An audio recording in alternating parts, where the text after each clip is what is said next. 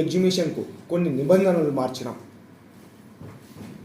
గతంలో డబ్బులు ఎగరగొట్టారు 34 లక్షల రూపాయలు.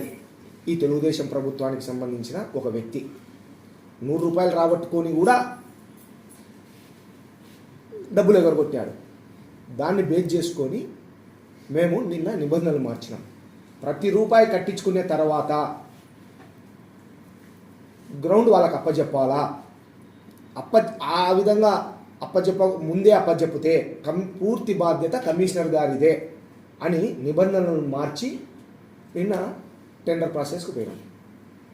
దాంట్లో పెద్దాయన గారు ఏం చెప్తారు, ఎమ్మెల్యే గారు, మేము వడ్డేశ్వరం నుంచి అంటే మంగళగిరి నుంచి మేము ఒక లెటర్ తెచ్చినాము, దానివల్ల ఎగ్జిబిషన్ వేలం జరుగుతూ ఉంది అన్నాడు. ఒకసారి మీరు ఆ లెటర్ను తెప్పించుకొని చదవండి పెద్దాయన, ఏముంది దాంతో సారాంశం. ప్రొద్దుటూరు మున్సిపాలిటీ దసరా పండుగ సందర్భంగా 45 రోజుల పాటు ప్రదర్శనను ఎగ్జిబిషన్ నిర్వహించుటకు ప్రభుత్వం అనుమతి ఇచ్చింది. దీని ద్వారా ఆదాయం వస్తుంది. దీనికోసం మున్సిపల్ కౌన్సిల్ ఆమోదం తప్పనిసరి. ఏముంది పెద్దాయన లెటర్లో? దీనికోసం మున్సిపల్ కౌన్సిల్ ఆమోదం తప్పనిసరి. ఆమోదం లేకోకుండా మేము ఆమోదం తెలిపిన తర్వాతనే గెజిట్ పాస్ అయింది. గెజిట్లో 11/9/2025 89 గెజిట్ నెంబర్ 11వ తేదీ అంటే మొన్నటి దినమున గెజిట్ వచ్చింది. మేము పాస్ చేసింది 10వ తేదీన. మేము పాస్ చేసినది కూడా దీంతో ఉంది. 10/9/2025 కౌన్సిల్ తీర్మానం పాస్ అయింది. గెజిట్ 11/9/2025 వచ్చింది.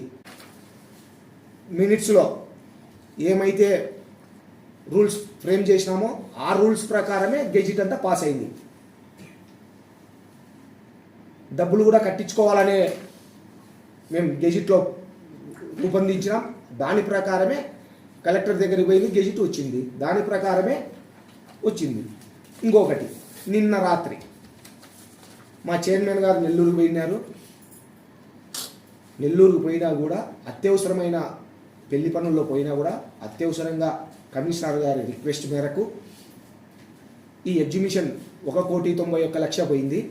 దాన్ని పరిపాలనా ఆమోదం కావాలా, రాటిఫై చేయమని రిక్వెస్ట్ చేస్తే మేడం ఎంత పని మీద పెళ్లి పనుల మీద పోయినా కూడా రమ్మని చెప్పి నిన్న రాత్రి కమిషనర్ గారు చైర్మన్ ఛాంబర్కి వచ్చి పరిపాలనా ఆమోదం తీసుకున్నాడు.